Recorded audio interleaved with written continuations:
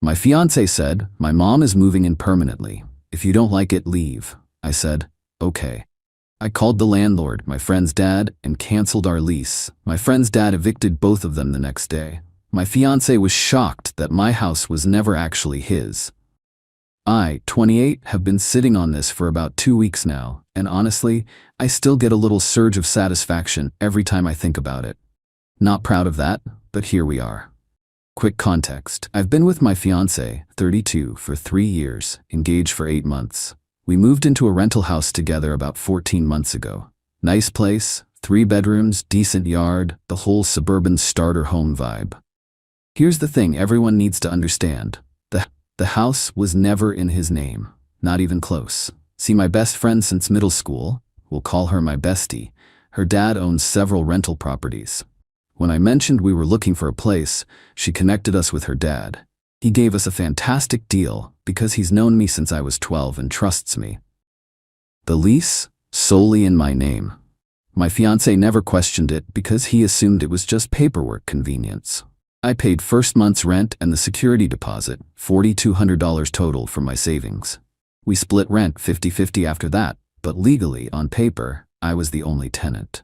My fiance's name appeared nowhere on any document. He never seemed to care about the details. "You handle the boring stuff," he'd say. I'm not good with paperwork. Red flag number 1 that I ignored because love makes you stupid. Now my fiance's mom. Oh boy. She's been a constant presence in our relationship. Weekly dinners at her place, mandatory. Sunday calls that lasted minimum 2 hours. She had opinions on everything, our furniture, my cooking, my career choices, even how I loaded the dishwasher. "You should rinse them first, sweetie. That's how I taught my son. Your hair looks better longer. Why did you cut it? Are you sure you want to work those hours? My son needs attention too." I tolerated it. Smiled through gritted teeth, reminded myself that she'd be my mother-in-law soon and I needed to keep the peace. Then 3 weeks ago, everything imploded. My fiance came home from visiting his mom with a weird energy. I was in the kitchen making dinner when he sat down at the counter and just watched me, didn't say anything for like 5 minutes. "Everything okay?" I asked. "We need to talk." Those words. Never good. He explained that his mom's landlord had sold the building. New owners were renovating and not renewing leases. She had 60 days to find a new place. "That's rough," I said, genuinely sympathetic. "Is she looking at apartments in her area?" "Actually." He paused. "I told her she could move in here." I stopped stirring. "Excuse me? Just temporarily, until she finds something. You told her she could move in without asking me first." "It's my mom, she's family. I didn't think I needed permission." I took a breath. "Okay, how long are we talking? A month? 2? He wouldn't meet my eyes. However long it takes. Which could be. She's on a fixed income. Finding affordable housing isn't easy. Could be a while. Define a while. I don't know. Maybe? Permanently? The word hung in the air like a bad smell. Permanently, I repeated. Your mother, living with us, forever. She's getting older. She shouldn't be alone. And this house has 3 bedrooms. We're not using the guest room. That's my home office. You can work in the living room. The casual dismissal of my needs, my space, my input, it was like a switch flipped. I'd been accommodating his mom for 3 years. 3 years of criticism disguised as advice, of being made to feel like an interloper in my own relationship, of my fiancé always taking her side. I'm not comfortable with this, I said carefully. We need to discuss it. There's nothing to discuss. She's moving in next weekend. Next weekend? You already set a date? She needs to start packing. Couldn't leave her hanging. But you could leave me hanging? Make a major life decision without even consulting me? His face hardened. This is my house too. My mom. My decision. Our house, our decision. That's how partnerships work. Fine. Then I'm telling you, as your partner, my mom is moving in. And I'm telling you, as your partner, I'm not okay with that. He stood up, and I swear his whole demeanor shifted into something I'd never seen before. Cold. Almost contemptuous. Then maybe you should leave. I blinked. What? If you can't accept my mother, maybe we shouldn't get married. Maybe you should find somewhere else to live. The silence stretched for what felt like minutes. You're choosing your mother over me? I'm choosing family. She was here before you. She'll be here after you. Something in me just settled. like all the anxiety and anger crystallized into perfect clarity. "Okay," I said. He looked surprised. "Okay, what?" "Okay, I'll leave." "I wait, really? You said if I don't like it, leave, so I will." His expression flickered, confusion, maybe a hint of regret, but then his jaw set. "Fine, but you should know I'm not giving up this house. I've built a life here. You do what you need to do." I went to our bedroom, grabbed my laptop, and texted my best friend. "Need to talk. It's urgent." She called immediately. I explained everything. By the time I finished, she was already conferencing in her dad. Update 1. The fallout begins. So here's where it gets good. My best friend's dad, the actual landlord, was furious. Not at me, at the situation. See, he'd given us that lease specifically because he knew me. Trusted me. My fiancé wasn't even supposed to be living there, technically. He was an approved occupant, not a leaseholder.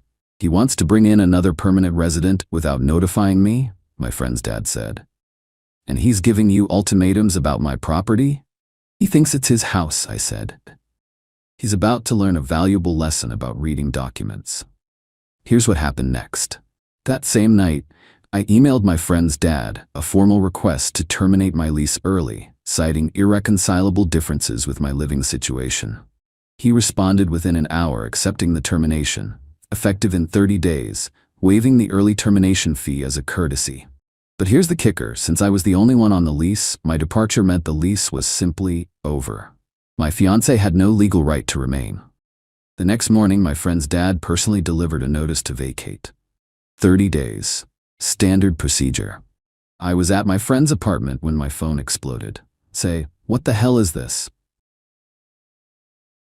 Did you seriously get me evicted? This is my house." I didn't respond, just screenshot everything and saved it. 20 minutes later he called. I let it go to voicemail, then called again, and again. Finally I picked up. "What did you do?" he was screaming. "I terminated my lease." "Your lease? This is our lease." "No, it's my lease. My name only. Check your copy." "Oh wait, you don't have one because you never signed anything." Silence. "Then that's not possible. We moved in together." "We did. You moved in with me, into my rental. I've been paying rent. To me, which I then paid to the landlord. Your name isn't on any of the paperwork." "This is insane. You can't just kick me out." "I'm not kicking you out. I'm ending my lease and leaving. You have no lease to stay under." "Where am I supposed to go?" "Ask your mom. Apparently she's great at finding housing situations." I hung up. The next few hours were chaos. His mom called. I ignored it. His sister called. Ignored that too. Then the texts from his mom started. "You vindictive little witch. How dare you do this to my son? He gave you everything and this is how you repay him? I always knew you weren't good enough for him. You'll regret this. Women like you always do." I screenshot those too. Documentation is everything. My fiancé showed up at my friend's apartment that evening. Started banging on the door. "I know you're in there. We need to talk." My friend's dad, who happened to be there helping me plan my next steps, opened the door. "Son, you need to leave before I call the police. This is none of your business. Actually, it's literally my business. I'm the landlord, and you're about to be trespassing if you don't step back." My fiancé's face went through about 6 different expressions, finally settled on desperate. "Please," he said, looking past my friend's dad at me. "Please, can we just talk about this? I'm sorry, I overreacted. My mom doesn't have to move in." Funny how that changed once you realized you don't actually have a house. I didn't mean any of it. I was stressed. My mom was pressuring me. "So you gave me an ultimatum, told me to leave, said your mom would be there after I was gone." I was angry, and I'm done. 30 days. Figure it out. My friend's dad closed the door. Update 2. The entitlement escalates. You'd think that would be the end of it. You'd be wrong. Over the next 2 weeks, the entitlement from my now ex and his mother reached levels I genuinely didn't think were possible. First, his mom tried to negotiate directly with my friend's dad. Called him at his office. "Surely we can work something out. My son has been a good tenant."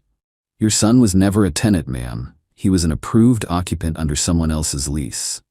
"Well, can't you just put the lease in his name now?" "No." "Why not?" "Because I don't want to. That property is already lined up for different tenants." "This is discrimination. It's property ownership. Goodbye." She hung up and apparently called 3 more times. The fourth time, my friend's dad told her any further contact would be considered harassment and he'd involve his attorney. That finally shut her up. Then my ex started with the guilt trips. Long rambling texts at 2 a.m. I gave you 3 years of my life. I was going to marry you, make you part of my family. How can you throw that away? You're punishing me because I love my mother? I didn't respond to any of them. His sister tried the reasonable person approach, called me from an unknown number, so I picked up. Hi, it's me. Please don't hang up. I just want to understand what happened. Your brother told me to leave, so I'm leaving. But the house was never his. I know that's hard to accept, but it's the truth. He's a mess. He's staying at my place and he just sits there staring at walls. That sounds like a him problem. How can you be so cold? Your brother chose his mother over me, gave me an ultimatum without discussion, told me his mom would be there after I was gone. I'm supposed to feel bad that there are consequences. He didn't mean it. He absolutely meant it. He just didn't expect me to actually do it. She didn't have a response for that, but the real fireworks came at the 2-week mark. I had to go back to the house to get my stuff. Brought my friend's dad and 2 guys he knew for safety and witnesses. My ex was there, with his mom, in my house. You've got some nerve showing up here. His mom spat. I'm here to collect my belongings. I have every right to be here until the lease ends. You've ruined my son's life. Your son ruined his own life when he told me to leave. My ex stepped forward. Just take your stuff and go. You've done enough. I walked past him and started gathering my things. I'd already made a list: clothes, books, my laptop and desk setup from the home office, which his mom had already started filling with her boxes, I noticed, kitchen items I'd bought, artwork from the walls. You're not taking the TV, my ex said. I bought it. With our money. With my money. I have the receipt, paid with my credit card. We were together. Everything was shared. We weren't married. And even if we were, this is my property. I have documentation for everything I'm taking. His mom inserted herself. You're stealing from him. Ma'am, I'd suggest you stop talking before you say something actionable. I continued packing while my ex stood there seething. His mom kept making snide comments. Look at her, clearing out the place like a vulture. I raised my son to be generous. Clearly, he picked the wrong woman. No wonder she's unmarried at 28. Who would want her? I just kept working. Didn't engage. Every word she said just confirmed I'd made the right call. When I got to the bedroom, I found something interesting. A jewelry box on the dresser. Mine was open and empty.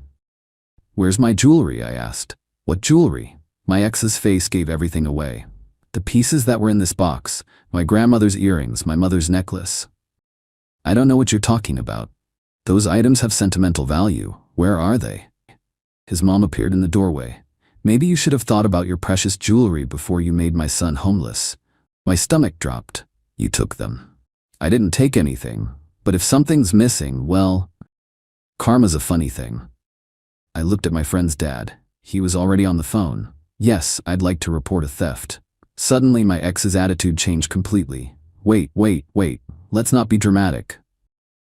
Where is my jewelry? Mom took them, for safekeeping. She was worried you'd claim I stole them or something.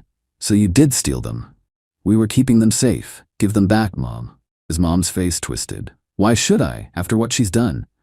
Because it's theft, my friend's dad said, and the police are on their way. She went pale, then tried to backtrack. I was going to return them, eventually. I just wanted her to know how it feels to lose something. The jewelry, now. She disappeared for a minute and came back with a small bag. I checked. Everything was there. But the fact that she'd taken them in the first place. The police arrived anyway. I filed a report. Nothing would likely come of it since the items were returned, but it was documented. One more piece of evidence of their entitlement and willingness to retaliate. As I was loading the last of my boxes, my ex made one final attempt. We can still fix this. I'll get my mom an apartment. We can find a new place together. Start fresh.